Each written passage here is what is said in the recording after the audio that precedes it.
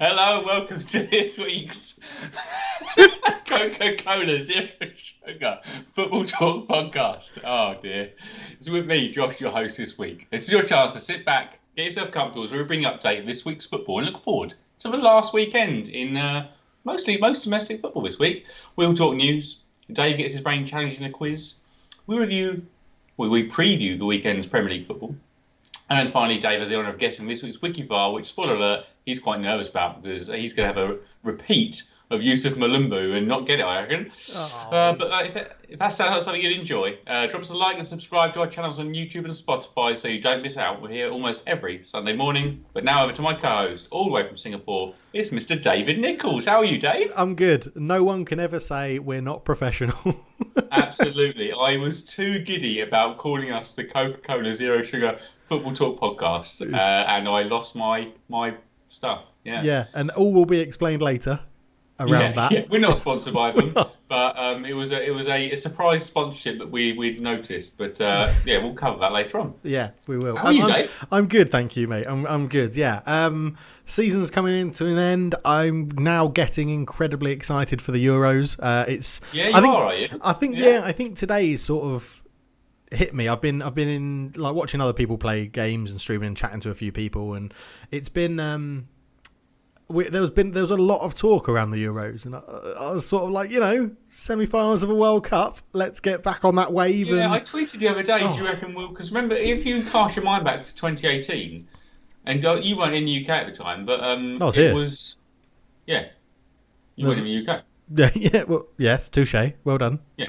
But it was a great atmosphere. I mean, 3 Lions was played on repeat, and we reached the semi-finals, and we played lots of right backs, and it was just a lot of fun. And Harry Kane got us goals, 1 golden boot, and so I don't know. I think we need to get that atmosphere back. Obviously, it's been quite a dour kind of year, 18 months. So let's bring that feel-good factor back and get England to the finals and win the blooming Euros. I mean, it would be great, wouldn't it? It would be incredible for us to win the Euros. It would be, just to win a tournament as England in my lifetime would be ridiculous. I'd love it. I'd absolutely love it. It's not unfeasible. We've got Southgate's at the helm, so who knows what can happen. What are you going?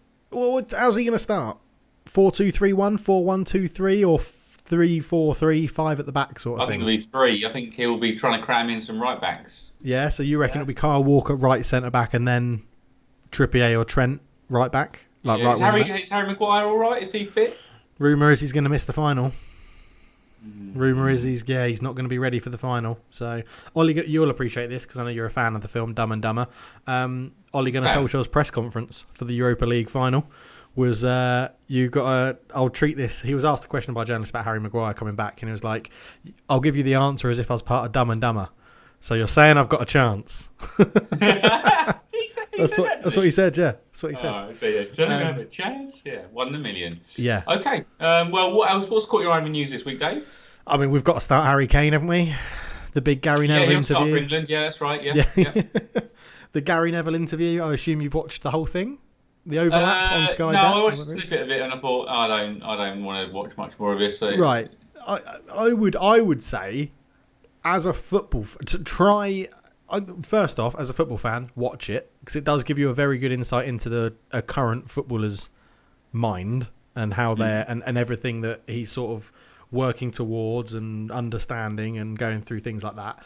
It was good. I quite liked it. I know I'm a neutral in the situation about Harry Kane, and I don't have a personal sort of like stake in where he goes and what happens to the club he plays for and stuff like that. But I thought it was good. He's always come across as someone quite nervous on camera and not comfortable, and I think that's still there. I think a bit of it was maybe a bit cringy, but I thought it was quite good. I thought it was quite good to see a footballer be honest. What I watched didn't upset me. I'm happy for him to be open honest, but I just think the timing of it, and it was clearly unapproved by Spurs in my Yeah. I think I just, and with all this, so I'm not sure if he's leaving. I'm on the fence currently. Well, rumour has it that this has now switched Daniel Levy's, or made Daniel Levy's mind up, not switched his mind, but made his mind up to say, you've done that as a sort of disregard to the club, so you're going to stay. Like, we're not going to say I can this year. imagine it galvanising Levy's spirit, going nope, because he's probably worth more to Spurs than if we sell him, because we haven't got a great track record. If we had really great recruitment and I had faith in 150 million plus being spent and invested wisely, I'd go okay, yeah. Like Liverpool did with Coutinho, like Spurs could have done countless times previously when we've had Dele Alli offers, or Toby Alderweireld offers, or even Christian Eriksen they'd pumped. We could have done something like that. I mean, look at the last 3 big ones you've sold in terms of, like, I would argue it's probably Berbatov, maybe Eriksen, and Gareth Bale putting in there. And where was that money reinvested? It's not been brilliant across all of those transfers. So, yeah, I get your point. Yeah, I get your point. I think one, I don't think Harry would want to leave Spurs. I think he'd much rather it all happened at Spurs. I don't think there's a side of him going, I want to be at City. I think there's a side of him wants to win trophies more easily. He's had opportunities to win trophies at Spurs. We've had 2 league runs where we could have won it. We've had a Champions League final. We've had League Cup finals. We've had FA Cup finals. We've had a chance. He just wants to win them more easily. He wants to win them on cheat mode, basically. Do you not think? He wants to go, I'm just going to have this hand on a play. I need to. If I do what I do for Spurs in a Man City shirt, I'll win a trophy. Yeah, I do agree with that. But I also think that that's why he wants to leave now, because I think that's what was sort of told to him from everything, like the snippets we've heard. It sort of sounds like that was what was told to him last summer. Oh, give it a year of Mourinho, because Mourinho's a winner. Mourinho's a serial winner. We'll go and win something with Mourinho. And then it was like, well, you haven't. Or, well, you could have done. Mourinho in cup finals against Guardiola has actually got a decent record. But, like... one win. Sorry, in cup finals. He's the only one to... Yeah, sorry. It's like... the problem is the gentleman's agreement. It's like, well, okay. And then Levy has on those in past. I think Modric had one.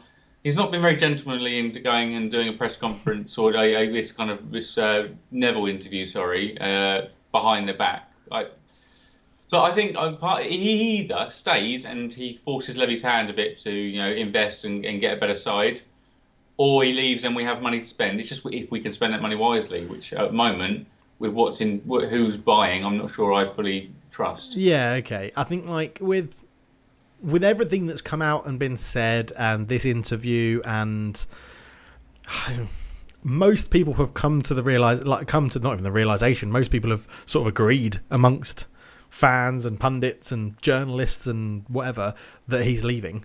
So if he doesn't leave, do you get a fully committed Kane, or do you think you get a Kane that's a bit more like, I don't want to hurt myself? I think you get a fully committed Kane. I don't think he would know any other way. Okay. I think he'll be.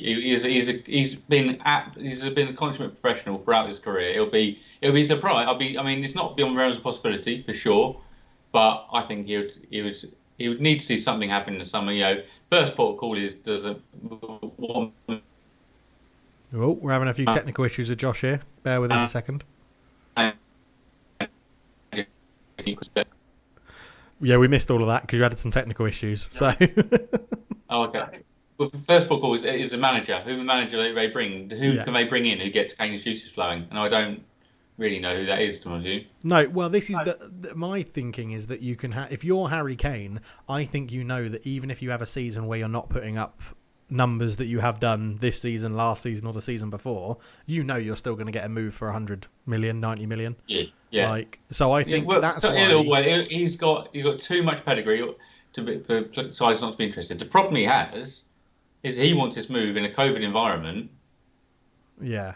And he's 28. 28, yeah. So that's his problem. If he wanted this move, if this all happened in the kind of Neymar Mbappe summer, I think sides would be more willing to take the because very true. We mentioned it last week. Man City have won the league, may win a Champions League. It'll just be vanity if they're going to buy Harry Kane. True. Very true. Yeah, that is true. So it's interesting. A few comments on it. So obviously, as we started the podcast, Ross has come in and said, "Thank God this season's ending." He's a Spurs fan. Up the Southgate with a 3-4-3, says Shiv. He's going to play all 8 right backs. And then on the Kane interview with Gary Neville, Ross found it cringy. It was a bit like Brokeback Mountain. He said he'd been at the club for 16 years, and he says that's a long time. Yeah, I think that Kane. I've never had a problem with him leaving, but when it now it's becoming more reality, I am getting a bit sad about it. I'm like, oh my goodness, a life without Kane. But it's something to. I mean, as Ross said, it's nice that the season's over for Spurs, but we've now got a summer of Kane departing. Yeah, exactly. And if he was to depart, we know it won't be. He'll be departing early on. We'll do what we did with Bale. We'll buy players in, then sell them at the end. That's the problem we're going to have. It's going to be a whole summer of it. Well, Kane has said he wants it sorted before the Euros. So does that mean if he's not moved before the Euros, he stays? What Kane wants, unfortunately, isn't actually what matters in this situation. True. He does not hold all the cards. Okay. Yeah. He has 3 years left on his contract. He does not hold the cards. Yeah. And it won't stop the media talking about it. Kane gets sold pretty much any time there's a lull in conversation. You have Sky Sports talking up how to sell Kane, and I think it was moments after the League Cup final defeat. It was how Kane wants to move. It's a constant. When you've got an asset who's probably bigger than the club, really. I'm not saying bigger of a club. He's more important, but he far exceeds what the club is achieving at the moment. Yeah. People want to talk about it. Yeah, very true. Yeah, very true. So we've got one question in. Is Dean Henderson starting for Man United today? Don't know. Games don't kick off until 4 o'clock in the UK.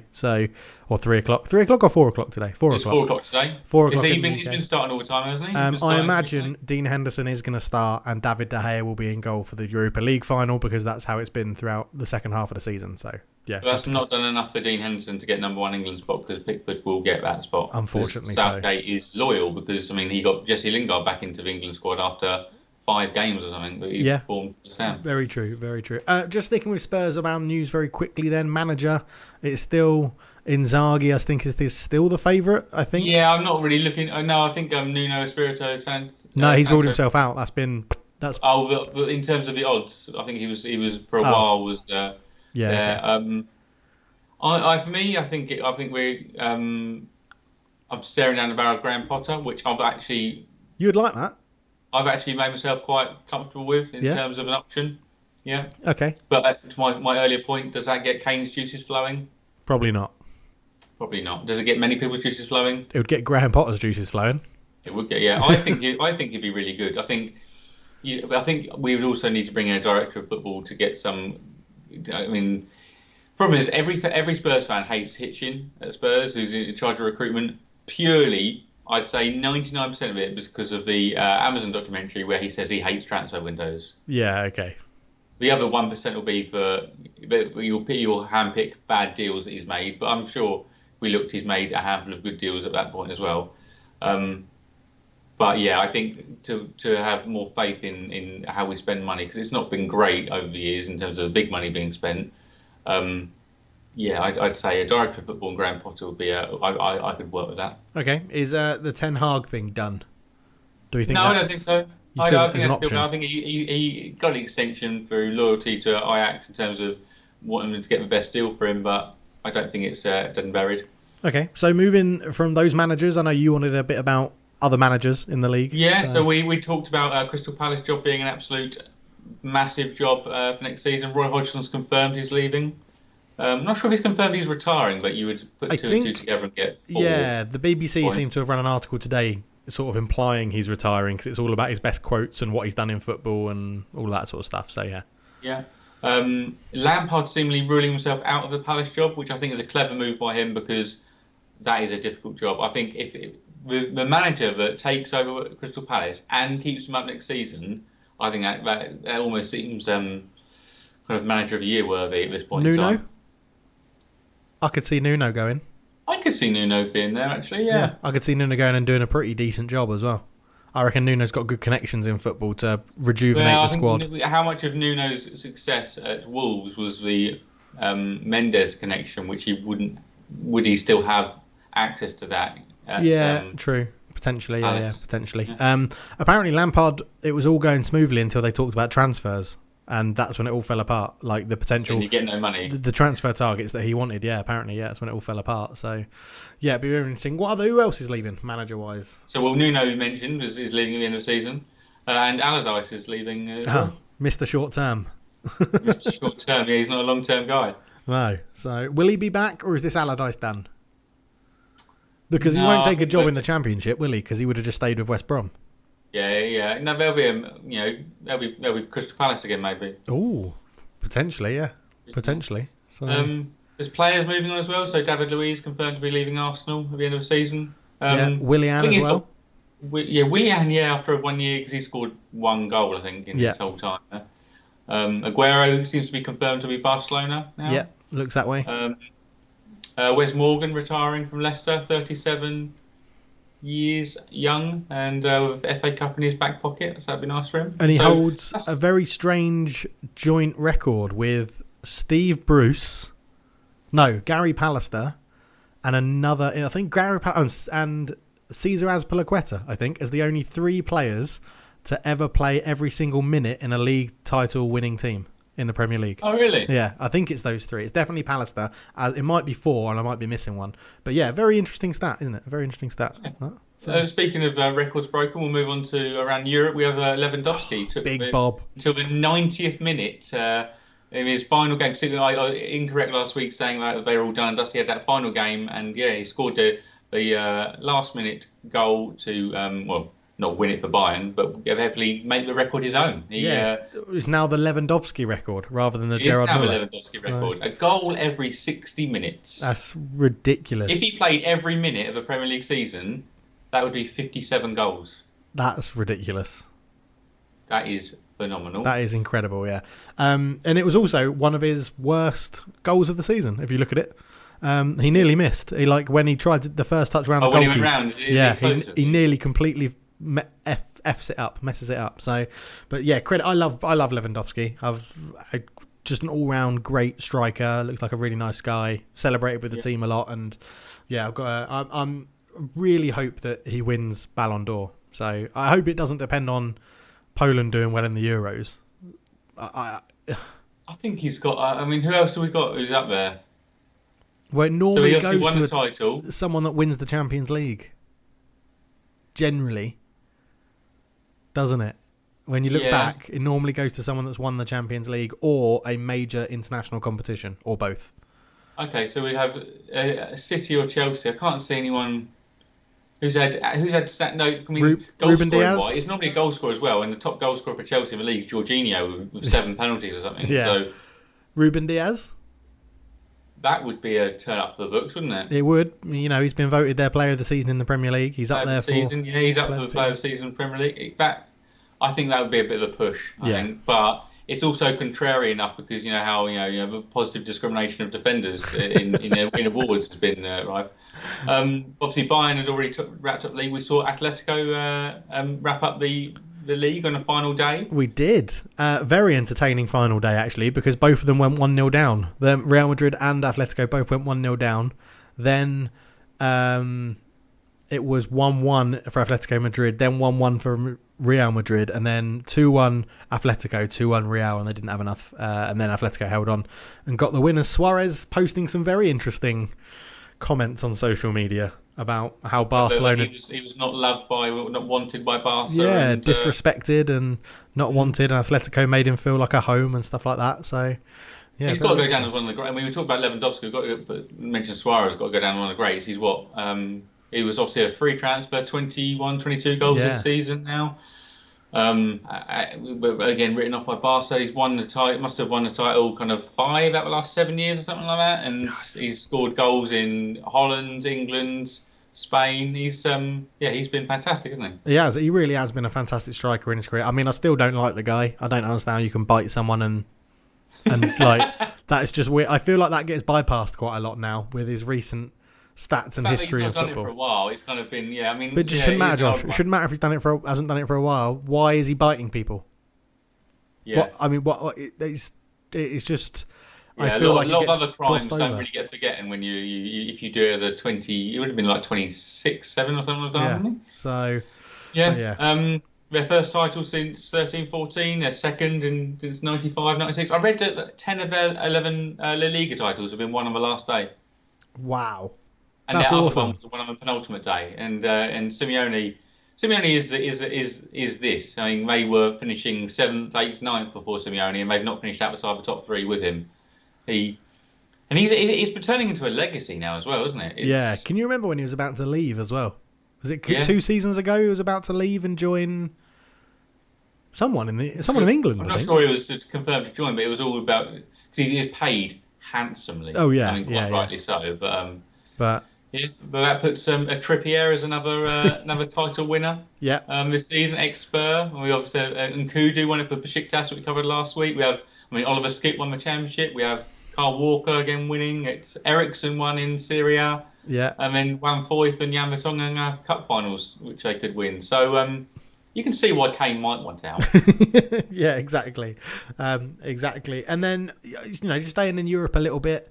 Actually, we've got a question that I'll go to first. Can Real Madrid and Barcelona, both of them come back next season, given we all know now there are huge amounts of debts they've got, thanks to Perez announcing it. So are we confirmed with Messi staying yet, or is it still a bit up in the air, isn't it? Well, Messi said that when the president's election were happening, Laporte said, I'll guarantee Messi will stay for another season. And then Messi basically said, I'll stay if you sign Aguero. Apparently to Laporte is what happened.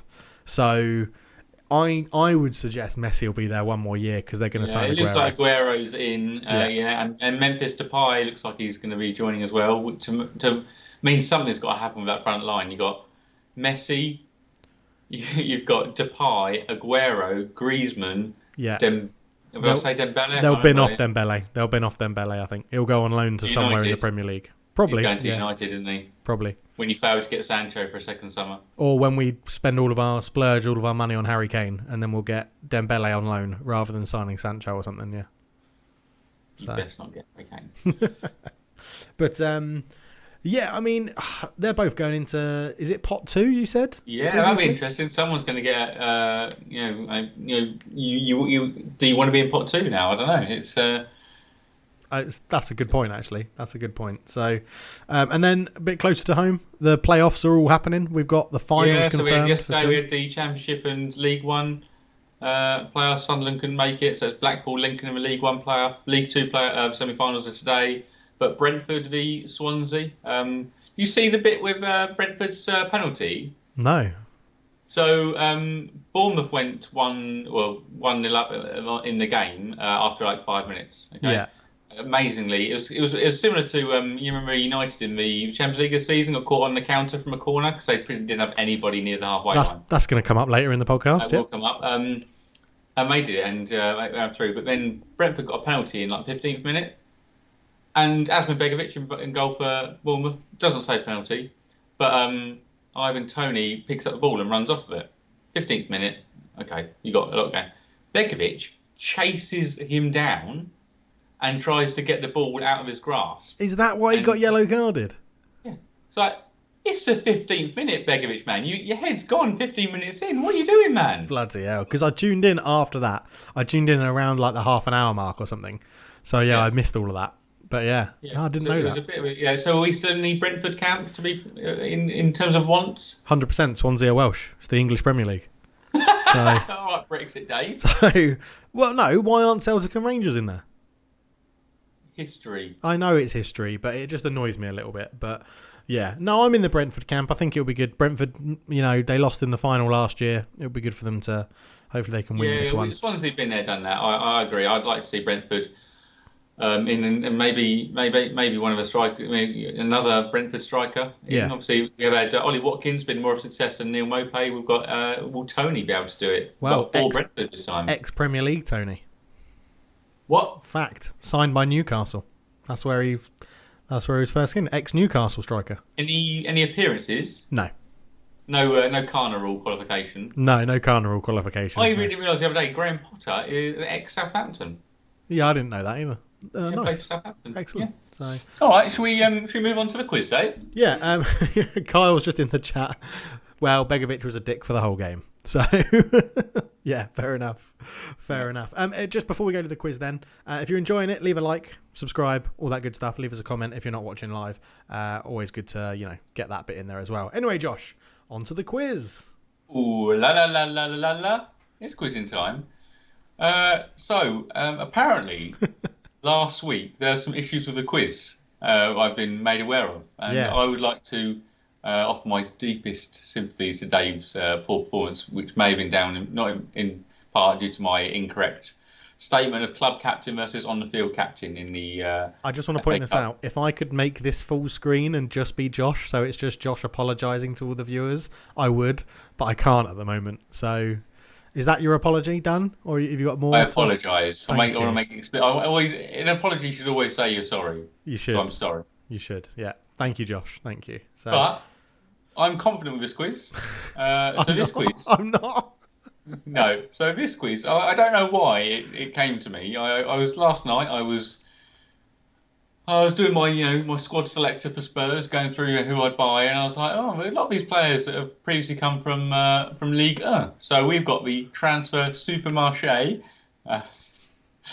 quiz this week. He's so happy and with this, that. He's so happy with that. These are the list of 12 players in fee order. So there's 12 players here who were signed by Premier League clubs last year from League 1 sides. So we got number one, a player was signed for £31.5 million from Saint Etienne. That's all Dave's got. I haven't given him position. So- I haven't given him who signed him because got to keep this difficult. I've got a question. Do I have to answer them and go, right, number one, St Etienne, or can I just throw some names out there and if they hit something, you'll tick them off for me? You want to kind of pebble dash it, do you? I'm sort of leaning that way, yeah. Because I've got names, I just don't know, in all circumstances, I don't know which club they're assigned from. So you just want 24 guesses? Yeah, pretty much. Right, no. I'll go for a few. Go through it, and then you can pebble dash for a second go. Yeah. Try and squeeze them out solidly for the first one, and then if not, Because I mean, St Etienne, yeah, 31.5 million. yeah. It's where Arsenal previous season had signed William Saliba from, but who didn't make an appearance when someone signed another Because player. this is the only thing I had is that I read St Etienne and my immediate thoughts was William Saliba, and then I saw the price and I was like, no, and then I thought that was last year. So Yeah, okay, it's going great for Dave. Okay. St Maximin. Oh, well, you think he's had one season in the Premier League, do you? He's shit, yeah, he hasn't. This is all last year. These are all coming to the end of their first season in the Premier League. Even if I pebble dash it, I'm not going to get them all. I'm pebble dashing. Sod you, Josh. I'm pebble dashing. Right. Pebble dash away, Dave. Mendy. Eduardo Mendy, goalkeeper. Edouard Mendy. You got any idea where you want to badge him? Lille, 23.4 million. Incorrect. It's Stade Rennais. Rennes. Oh, I knew it was one of them. 21.6 million. Okay. Right. Pebble dash away, Dave. I gave you permission to pebble dash. You are currently singular pebble at the moment. Yeah, I know. They're not necessarily French, are they? They're just signed from La Liga. French clubs. God, my knowledge of transfers from French clubs is so bad. Okay, now I feel like I might need to have an intervention here and give you another clue. Okay. I think clues are going to be needed because otherwise this Okay, is so gonna be number rubbish. one, do you want position or do you want the club that signed? The club that signed him, please. So that is a Leicester City. Fofana. Wesley Fofana, correct. I'm giving you half marks for all of these. Yeah, if I need a... Yeah, definitely. Okay. So Lille, 23.4 million, signed by Arsenal.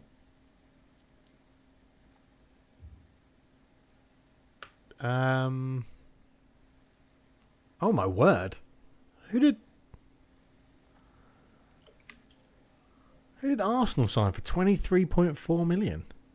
I tried to keep this recent, people. I tried to keep it about a Premier League. Oh, by the way, No. your apology has been accepted in the chat from Kyle, who's the guy that pointed it out to me. So, thank you. Thank you. I I bet he knows the answer to this. bet he does know the answer to this. Oh, Let's move. centre back, Gabriel. Gabriel, yes, well done. I say well done, just. Stade Rennais obviously sold Mendy to Chelsea for 21.6. Who did they sell to Leeds for 16.72 million. Oh my word! Leeds bought. Who did Leeds buy? They bought like 4 players in the summer. So I know. Yeah. The filter should be short currently. You got Diego Llorente, Koch as well. Yeah, they bought Koch. They bought Koch. How much they spent on Koch? And then I think they bought Rodrigo this summer. Up front. There you go. Yeah. And now you need the other 2 because there's 2 players on this list. I want to say Rafinha was another one they bought. I'm giving you Rafinha and I'm giving you, that's it. Well done. Who I would take at Spurs in a heartbeat, by the way. Yeah? Big fan of Rafinha? Big fan. I'm a fan of Rafinha, yeah. Great fan. Big fan. Cool. Yeah, next. So Lyon, 16.5 million signed. The next 2 are both Villa signings. Ooh. Aston Villa. God, last summer was so long ago. Yeah, this player had also had previous Premier League experience. He was, I think, a youth player at Chelsea. Wow, that doesn't help me. In the name of time, I'm going to pass. Okay. And what you want the answer currently? Yeah, pass an answer because. So that is a Bertrand Traore. Oh yeah, okay. He was Chelsea, wasn't he? Yeah. And you're not going to give the next one either, are you? No, hang on. Bertrand Traore was a wing back. This Traore is a winger for Villa. No. Are they the same people? Are you sure that's the same person? You concentrate, Dave. No. I'm buying myself some time. Don't. This is the real quiz. I'm buying myself some time here. Okay, no, you're right. Yeah, you're right. Sodger. Never liked you anyway, Josh. Right, next one was then Marseille, was it? Yeah, I mean, I feel like I might have to just give you this one as well, Dave. Marseille, 14.2 million. Villa. Surely you'd already filtered down by incoming transfers from French clubs and you have this one on top of your tongue, don't you? Yeah, I don't know. Who did they sign from Marseille? Morgan Sanson. Oh, God, he's been terrible. That's why I don't remember him. Okay, this is only going to get harder as the fees get lower. Of course it is. What were you expecting from this quiz? What were you expecting? You to get... I mean, you're on 21%. You may get to 50. I'm looking at the names. Well, I'm not sure you will. Okay, we have Brest. Yes. 10.8 million, signed by Southampton. Who was it?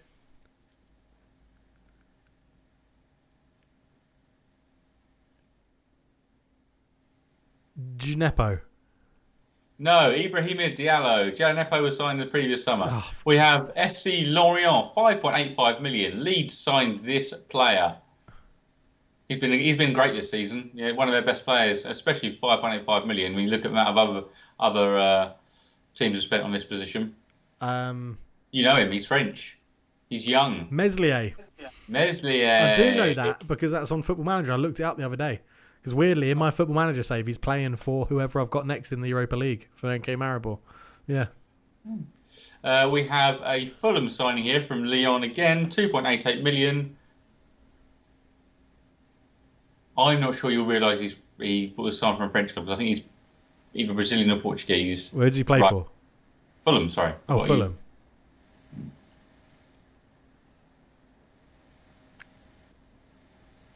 Carvalho. Kenny Tete. No idea. No. Next. Okay. Dijon. This player's not mustard though. Signed by Arsenal, 1.8 million. Probably one of the weakest players in their squad. Nicolas Pepe. No.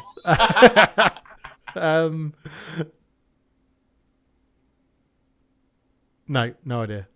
Runarsson. Oh yeah, the goalkeeper. Yeah, who's already been replaced by Matt Ryan. Yeah, Wolves centre back signed from Lyon. 1.8 million.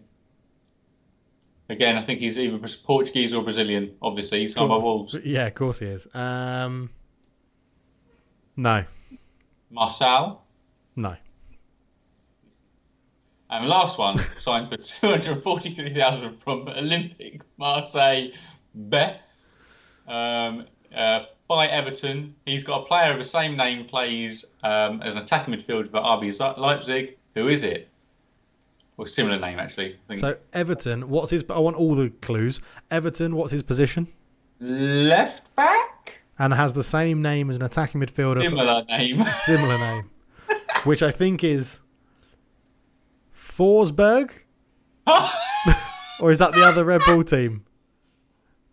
I don't know why it's so funny, because you made a connection, but it's so wrong. Oh, you're such an idiot. I hate you. Emil Forsberg plays for Red Bull, didn't he?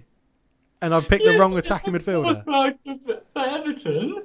No, but I don't know. He's signed for 243k.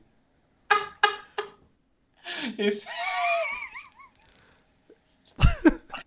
Niels and Kunku.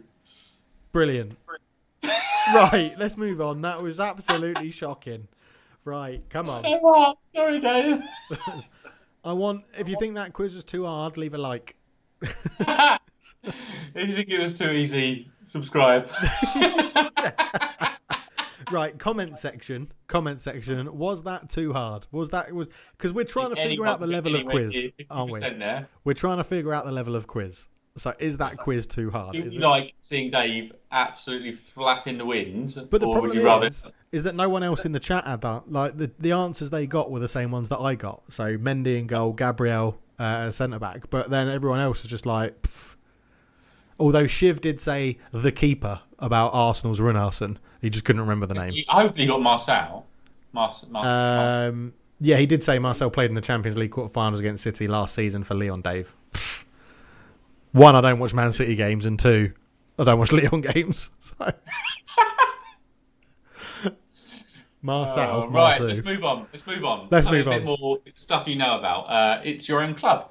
So with the absence of any games today, we thought we'd cover how our seasons have gone for our respective clubs. So Dave will be talking from a point of Manchester United, and I'll be talking from a point of Spurs. And we've got a few topics. So we're going to talk goal of the season, moment of the season, signing, player, overall grade, and hopes for next season. So if you could in the comments as well, and have a think what you think about your side's performance this season. To give us insight to how you feel and how your team's done. So and we'll start just to point out, we're doing this positive and negative. It's not just what's the positive point of the season.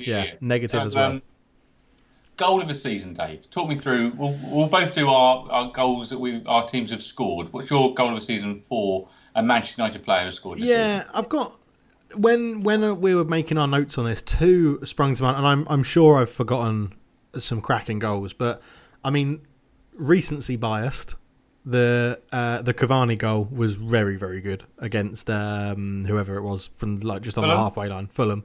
Yeah, that was obviously very good. But was it offside? Yeah, it was, and they both admitted it. Bruno Fernandes admitted it, and Cavani admitted it afterwards. And weirdly, the assist went to De Gea. And that shouldn't have happened, because if the official assist went to De Gea, the goal should be ruled out technically, but you obviously can't go back in time. But anyway, I have the Amad Diallo header when he came off the bench off AC Milan, where he did the flick over Donnarumma. Flicky number, yeah. Yeah, I really like that sort of header because it's something you don't see every day. Like, it's not a very common header, the little back flick. Like, it was really good. And I really liked Marcus Rashford, and I think this will be. If you watch it back after I say it, I think you would like this goal because he went on a nice run from the left wing, did a dummy shot that Lewis Dunk slid in to try and block. Dunk got back up, he did another dummy shot that Dunk slid in to try and block, and then did a third dummy shot, which Dunk just sort of went to try and get across to, and then left-footed blasted it past the keeper, and it was a nice individual goal. So the Bruno Fernandes goal isn't in there? The one in the Europa League versus... No. The one with a nice move, a counter-attacking move, and he kind of puts it into the top. Is it against Everton? Yeah, the left-footed volley, top corner, with a counter-attacking move. It comes across and Pogba squares it to him. It takes a bounce and he just curls it into the top. No, not that one. Okay. So this is from a corner. I think defending a corner. You move it out and then it ends. I think it's Bruno Fernandes where it's a really tight angle, but he puts it right into the corner with right foot across the keeper. Yeah. Okay. Yeah. Some good goals. Very good goals. Yeah. There were some very good goals in there. So what about you then for best goal for Spurs this season? immediately sprung to mind was Lamella's Rabona against hates using his right foot. Yeah, I mean, just doesn't. See you later, Lamella. Been nice knowing you. Also, and the other goal against Arsenal in the home, both of them actually, but Kane's breakaway with ruthless, when Spurs were actually ruthlessly effective on a counter-attack, that goal against Arsenal where Son Kane and he levers it up the other side of the bar just before half-time, 2-0. Nice. With two standout ones for me. Seeing Gareth Bale score just back in his Spurs shirt was nice. Seeing him score. But I'd say the Lamella Rabona was just one of those ones which is completely ridiculous. Yeah, it's completely unnecessary, but what a finish. Yeah. So, we'll stick with you. Worst goal to concede, I think, is how would probably. Yeah. Define it. You can take this from two approaches. The best goal that's scored against you, or the kind of the worst moment, worst conceding moment. This actually ticks both boxes. Yeah. This is Manuel Lanzini's absolute thronker in the last minute to level it up for West Ham 3-3. Yeah. That goal goes in like the most perfect point, and also draws it level for West Ham. So I hate and admire that goal in not quite equal measure. Nice. So in the chat, I think for that one we've got the Reguilon own goal v Villa. It's pretty good. That's been in there as that's been left as a comment to say that the worst goal. That was laughable. Yeah. Yeah. And my worst goal, I've classed it as a worst goal to concede, in terms of just tactical, I guess. And it's the aforementioned crap corner. Where is this Demba Ba, was it? Yeah, we for some reason decided to send absolutely everybody up for a corner and leave no one back. And then Demba Ba, who is potentially 35, 36 now, Demba Ba must be around that age, just sprints past Nemanja Matic. And it just I wrote in the notes that it reminded me of Gareth Barry for England v Ozil. Oh, yeah, there's Ozil. And Ozil isn't quick. And that's the problem. Demba Ba isn't quick anymore, but he still left Matic for dead and then one-on-one. Yeah. And I feel both like very slow central midfielders, left-footed. Yeah. And I feel like maybe it's not the worst goal to concede in terms of a moment of time, but it was just a rubbish goal to concede. I remember it being like, everyone was up in arms, like, why are we not teaching anything about corners and who should be where and who should be staying back and stuff like that? But yeah, it was it's the goal that sprung to my mind as soon as we talked, like, you asked me to go with what's the worst goal your team conceded this season. So yeah.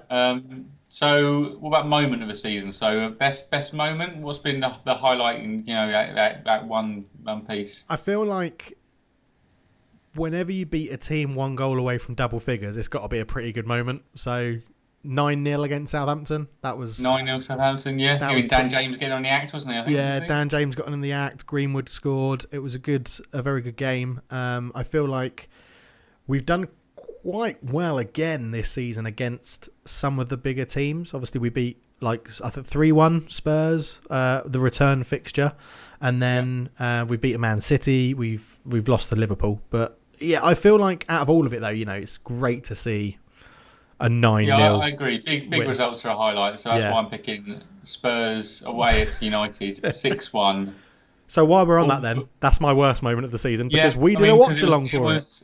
It was on watch along. Yeah, it was live on YouTube. But and you stopped celebrating at about 4, I think. Yeah, it's just unexpected. Sometimes things happen, don't they? And it gets out of control. And like the 9-0 got out of control. That just got out of control for United. They just went, didn't it? It was like, what is happening? Yeah. And that would. But I mean, I also enjoyed a point in the season where Spurs were considered good. We topped the table. Yeah, you did. We beat City, beat Arsenal, drew with Chelsea in a run. We reached the League Cup final. But I would also say losing the League Cup final was one of the worst. But the worst for me was our loss in the Europa League round of 16, was it, quarters? I can't remember what it was. When being 2 or 3 goals up. I can't remember. This is not a bit I want to keep in my mind palace. But yeah, losing that, and there was that great. Was it Orisic? I think the Zagreb scored an absolute phenomenal hat trick. But all we had to do was we would have won that match without Mourinho. Mourinho throttled us in that match. All we had to do was go out and go for it, and if you get some goals, the tie's dead. But the longer you leave them here, and then they scored, 60th minute, 80th minute, whatever it was. Yeah, that was embarrassing because the competition was there for us to do something in. Yeah. Very true. Any games that stand out as I mean, you mentioned the Lanzini 3-3. Is there any other games? Any other games as a particular game? There's a number of those games where we drop those points, like we have a Newcastle match, that penalty in the last minute against Newcastle, where Andy Carroll pushes Eric Dyer, heads the ball into his arm from behind, and it's given us handball. It's like, what? Yeah. How? Yeah. Yeah. Fair enough. So quickly, we'll jump into the chat. We've got a few answers here. So Ross has come in with moment of the season when Eric Dyer opened up about the vegetable garden, considering all of his level of performances this season. So he must have done an interview talking about vegetable garden he's got. Well, I haven't seen that one. I'll have to check that out. And Kyle has said Arsenal awful, although ending the season Premier League pretty well. Best goal, Tierney against West Brom. Worst goal conceded against Everton when Leno completely fucked it up. But yeah, he did. Oh, when he pushed it in. That was shocking. Arsenal, I've got an interesting fact about Arsenal, is that the last, and it's always a weird thing when you pick a specific amount of games, but the last 23 games in the Premier League, they're second only to Man City in points. Which is really weird, isn't it? Really weird. It shows how bad their start was. And maybe Arteta's not doing as badly as people think. Yeah, I don't think they've won the last 4 games. I think before that it was still trailing away. But it just puts it into a bit of perspective, doesn't it? So yeah, it does. Yeah, there are good moments taken from it. So let's go on to signing of the season. Who's been Manchester United's best signing? It's got to be one, isn't it? It's got to be Cavani. I mean, free transfer. Everyone was a little bit, what's it going to be? It was right at the death, wasn't it? Because you were going, you didn't really seem to want him, and you signed him, and then.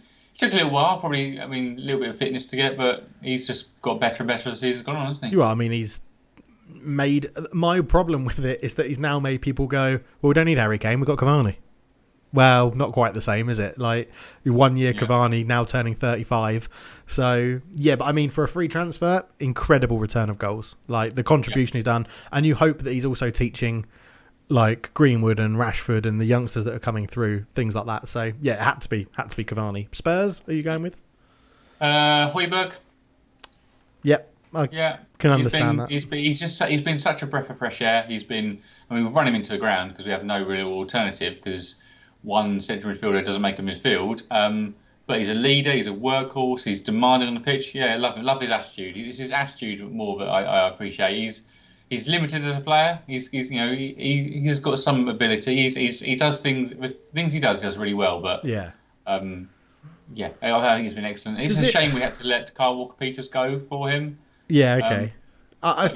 Does it hurt a little bit that your signing of the season is that sort of player? Like, I'm not saying a work hard, work ethic, run around, tenacious, do his job properly player is bad to be. Is a bad signing. You don't want to sign those sort of players. I'm saying it because like Cavani has got my. Oh no, because I think we've got the attacking talent there. Next season I want to be saying our signing of the season are some centre backs or a right back. I want defenders to be our signing because that's what the needs have been. We have been too frail at the back and conceding too many goals or not giving a good solid foundation to work from. Yeah. Okay. We tried signing defenders. Take your pick of our worst players. Worst signings. Yeah, go on then. But I think it's going to be our worst signing is Doherty. Never looked comfortable. I think everybody knew that he was a right wing back. We tried playing him right back, didn't work. Ruined his confidence. So when he did play right wing back, he was a shadow of himself. Yeah, he may get. I wouldn't mind seeing him leave in the summer, but I think if you sign Graham Potter who plays 3 at the back, he may have a new lease of life. But I don't know, I wouldn't. He's not really done anything. No, I'm trying to think of when he's. I can't remember who it was against. It might have been against you, but he played left wing back in a game, and it was like the guy is struggling to play his normal position. Don't play him out of position. He just got hauled off after like 50 minutes. I think it was just great. I mean, I can pretty much guess who your worst signing of the season has been. It's harsh to say it, but it's got to be Van der Beek. Why is it harsh? What's he done? Well, I find it's harsh because I don't think he's been given the opportunities to show. But obviously that's, the manager watches him in training, the coaching staff watch him in training, so there's a reason why he's not getting picked. But it has to be Van der Beek. I mean, you look at the others, Diallo, Young, has actually scored a goal. He scored as many goals as Van der Beek has in something like 70% of the apperances. When you signed Van der Beek, I was like, he doesn't get into the side. He doesn't get in. Yeah. Van der Beek was, I'm still positive of this, that Van der Beek was signed because they thought Pogba was going. And it was a case of, we don't then need to spend the Pogba money that we're going to get on another central midfielder because Van der Beek's had a season. Yeah. And what's now happened is that obviously we finished second. We've had a very good season and we're in the Champions League, which means the necessity to sell Pogba isn't there anymore. Like, there isn't this outcry that Pogba's needs to be sold. And I think it's put Van der Beek in this sort of position of, crap. Because he was probably expecting to step up a level next season, and they were probably expecting to wind Pogba down at the end of this season, but it's actually gone pretty well for everyone other than Van der Beek. And maybe give some of the impetus to improve it more. Yeah. And I could see us potentially, I don't think we'll sell him in the summer. I think we might. I think we'll loan him. I'm always reluctant to sell a player after a season. Yeah. I mentioned Matt Doherty. I think one season is not enough at a new club. No. There's a player in there, you bought him for a reason, and so I'd like to see him push on because they could end up being the player of the season next year. Player of the season for United this year, it's got to be one and only. Bruno, probably. It's not. I don't think it's as clear cut as it's been previously. I think Bruno would get it because whenever he doesn't play, we don't look right. Like, there's always, you can tell something's missing. But, I mean, Luke Shaw's had a fantastic season this year. He's been very, very good. I would say, arguably, Cavani could be up there with a shout for Man United Player of the Season because without his goals, we'd be struggling. But, you say all of that. It's Bruno. Yeah, it's Bruno. Yeah. No. Harry Kane for us. I mean, top goal scorer, top creator. It's just a shame it's happened in such a bleak season, really. Yeah. So, but obviously, from every best, you've got to have a worst. So, can you narrow it down? I've got to narrow this down. Okay.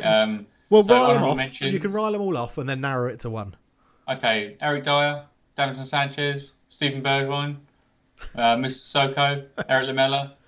I'll go for Harry Winks. Harry Winks, I was going to say, he's got to be up there, Harry Winks. He is it. He's just nowhere near good enough. Yeah. He's not. He doesn't. I mean, as an outsider looking in, what is Harry Winks? What is his position? What's he good at? What should you get from him as a midfielder? Do you know what? He's one of those weird players. I would describe him as a holding midfielder playmaker.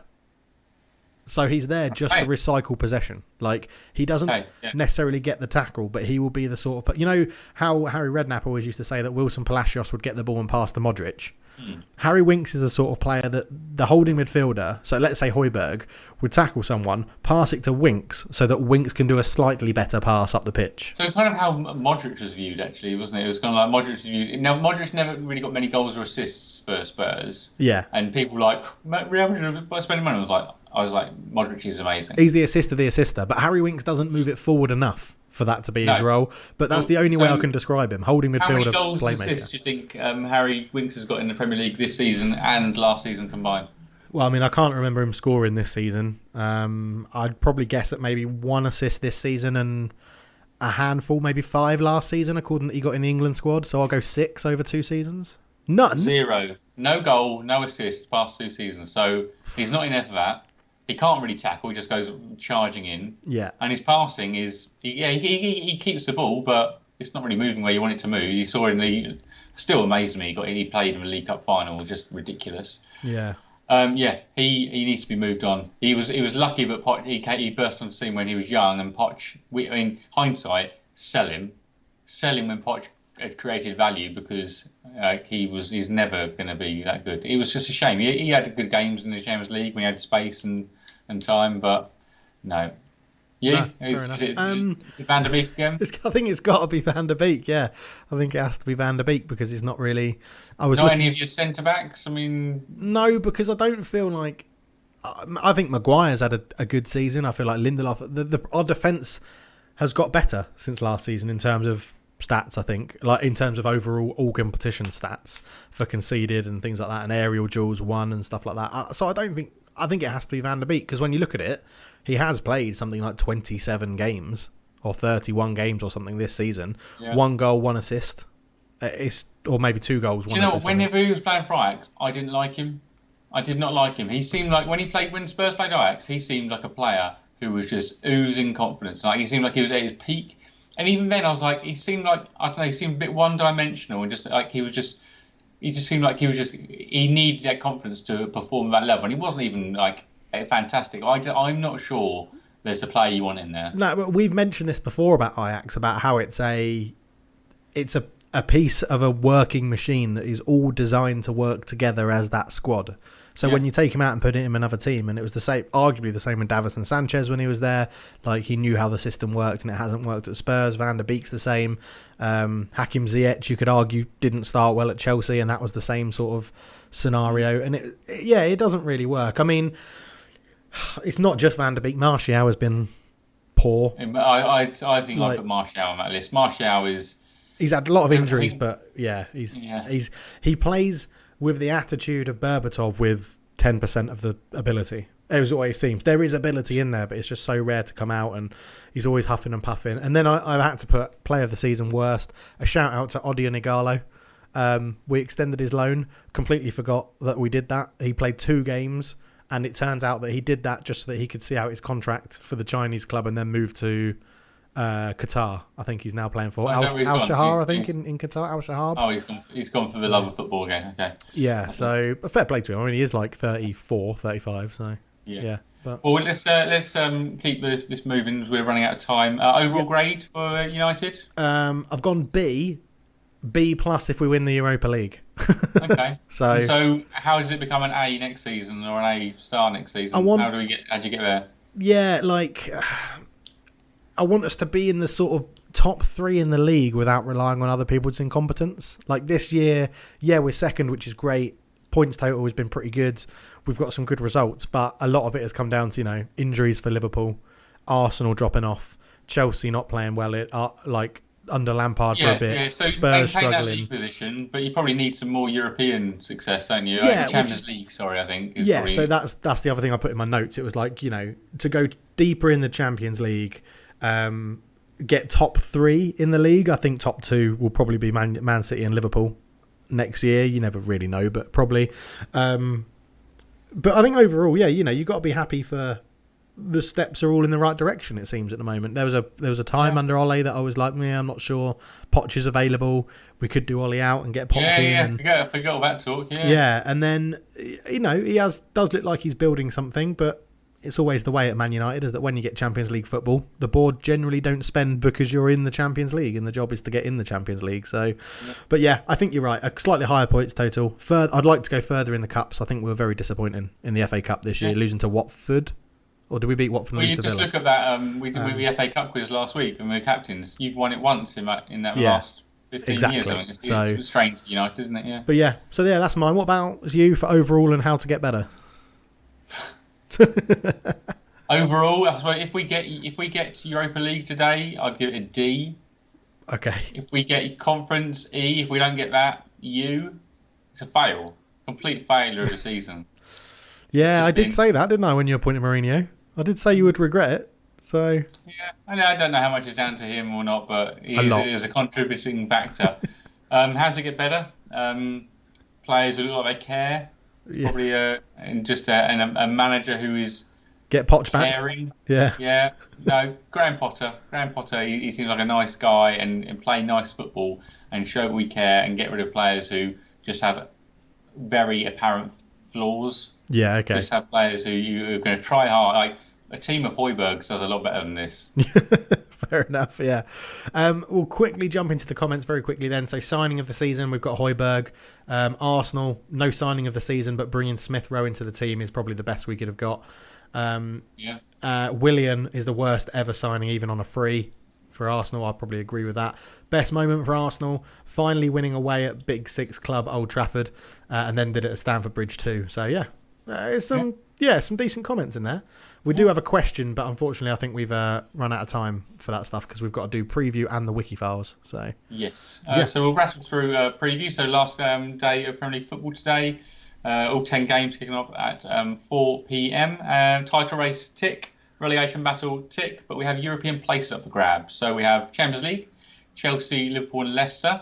We're all assured of Europa League group stage, but only 2 of them can get into the Champions League. Well, all 3 can get in the Champions League if Chelsea beat Man City and finish outside the top 4.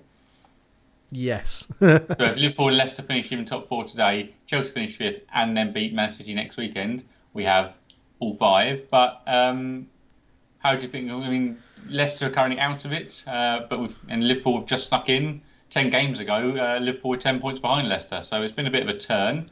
But it is a 38-game season, so it is what it is. Who do you think is going to end out of those? Who's going to miss out of those 3? Oh, I mean, unfortunately, I think Leicester will miss out. I want Liverpool to miss out, obviously. Yeah, I think. Yeah, I don't see Liverpool playing at home to Crystal Palace. I would see that they obviously beat them this season 7-1, 7-2, was it? Yeah. I would see them going like.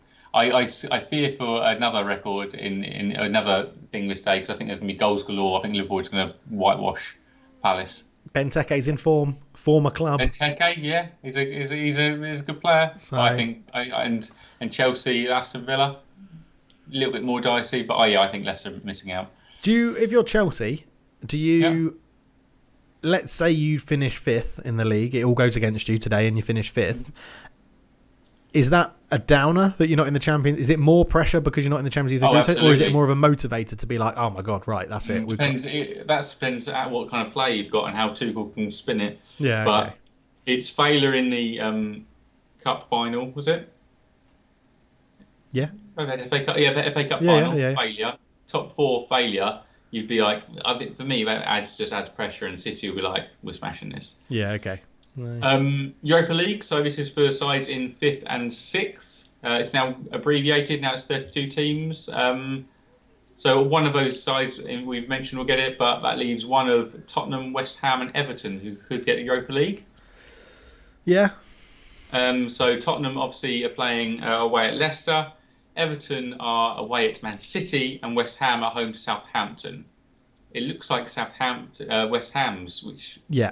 I'd agree. I think West Ham get that, and I think Everton lose to Man City, and I think you draw with Leicester, which I think gives you 7th, West Ham 6th, and Everton 8th, I think. So that means that Europa Conference is done and dusted with Spurs in the Europa Conference. Leeds and Arsenal still have a chance of getting there. Leeds through a lot of permutations, but Arsenal at home too. So it might be, Brighton hold Arsenal, and Potter gives his future team a Europa League, Europa Conference place. Yeah, Europa Conference. What do we feel about conference around the world? Because conference for us means, non-league shitty football. Yeah, they shouldn't have called it conference. They want English clubs to buy into it because it does have the connotations aren't great. Yeah, I don't know what you call it. The Europa competition. Europa League, duh. Oh no! But and then there's obviously a Golden Boot, isn't it? It's still up. Golden Boot, yeah. So. The Coca-Cola Zero Sugar Golden Boot. To give it its official name, yeah. Hands up, who knew that? Along with the Coca-Cola Zero Sugar Golden Glove, which has already been won by Edison. Yeah. So. And the Coca-Cola Zero Sugar Playmaker of the Season. There's no golden anything there. There's no golden slipper. As I thought it was. So Mo Salah, Harry Kane, both tied on it. I fear that there's more goals in the team of Liverpool score more goals today than Tottenham. Get Liverpool home to Palace, Spurs away at Leicester. But Kane's record against Leicester is probably, off the top of my head, we're frighteningly good, and he's also got a frighteningly good end of the season record. The two have been combined because we normally play Leicester around this time, but. Yeah, I don't know. It'd be interesting. You never know. It might be we could make Brendan Rodgers feel like he should join Spurs. True, very true. All different things. Ross says in the chat that Bruno Fernandes can get 5 penalties and nick the Golden Boot. So. He could. Yeah. So. And also the playmaker of the season is currently in Harry Kane's grasp. I think it's going to be Bruno or De Bruyne who could get that. Yeah, I think it's Kane. Bruno, De Bruyne, Kane, isn't it? But Kane could get it. So. Very interesting. What is Bruno ahead of Kane in the assists? I think so. No. We'll have to check that out off stream, but yeah. No, I think he's got 13. I think it's one more. Okay, right. So. All right then. Yeah. End of the season. We'll see debut. We should see some debuts, some flip flops. I do like the end of it. What's your favourite end of the last game of the season, Dave? Shut up. Do you know what? I was thinking about that. And I was like, oh yeah, what is my favourite game? And then I was like, I know where he's going with this. So yeah, I'll leave it there. We all know what my favourite end of the season is. Sod off. I've got a wiki file for you. Right. Oh, Dave. Go on then, do it. Right, we're on the wiki. I'm not doing the tune. You've ruined it. You've put me right off. We're on the wiki file, and Josh has sent me this absolute belter. 1999 to 2002, a youth career at Stade Rennais, who have they featured a lot in this episode today. It feels like, in any other podcast of Edouard Mendy and Rafinha, was it? Sales? Yeah. 2002 to 2003, he moved to Espanyol B, but didn't make any appearances apparently. 2003-2007, he moved to St Etienne, also been mentioned previously. 136. Maybe a young Wesley Fofana was there. Yeah, 136 appearances, 2 goals. Aged 1. 2007-2009, Toulouse, 35 appearances, 0 goals. That got him a loan move to Premier League West Ham in 2008, I think. Yeah, 2008-2009, West Ham, 35 appearances, so I think he passes the Kana rule very easily there. 0 goals. 2009 to 2012, permanent move to West Ham for 3 years, or 2 years, because there's a loan move coming up. 31 appearances, 0 goals. 2011-2012 on loan at Doncaster Rovers, 15 appearances, 0 goals. They thought that was enough to buy him permanently. Yeah, try before you buy, aren't there? Loan becomes permanent. Yeah. Doncaster Rovers did like what they tried, and then when they bought it, realised, hell no, 4 appearances, 0 goals. 2013, back to Stade Rennais, 5 appearances, 0 goals. 2014, he then played for Cafu. He played for Cafu.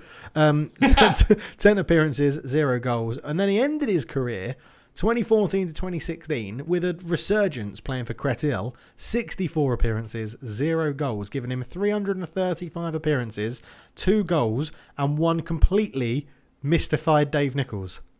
And his only 2 goals came in his first club. And I'm honestly thinking goalkeeper here, but there can't be... no, because I would know... I would know the goalkeeper for West Ham, so I'm going to go defend. It's got to be a defender. It's got to be it's a defender, yeah. Non-scoring defender. French or African French potentially, but I would go French because he's always been in Europe. Although I don't know where Créteil is. I'm going to assume France. Both French clubs, those ones, yeah. Oh my word! He dropped off West Ham to Doncaster, but then back to Stade Rennais is weird. Yeah. I'll have international stats, please. I've got nothing. 2004-2011, he had an appointment with Dr. Congo. 32 appearances, 1 goal. Dave's got a black hole in his knowledge here of Dr. Congo. Yeah. You and your Dr. Congo.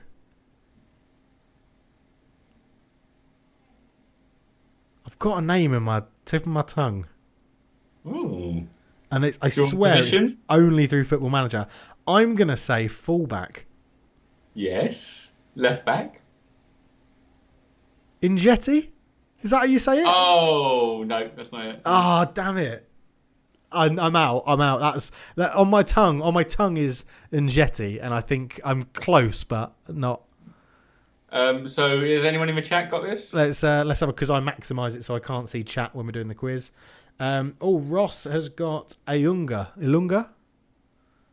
Oh, he's got it. It is Harita Lunga. There you go. Well done, Ross. That's a shout and a half because... Oh, who am I thinking of then? Maybe I am thinking of him, but I don't... What's his first name?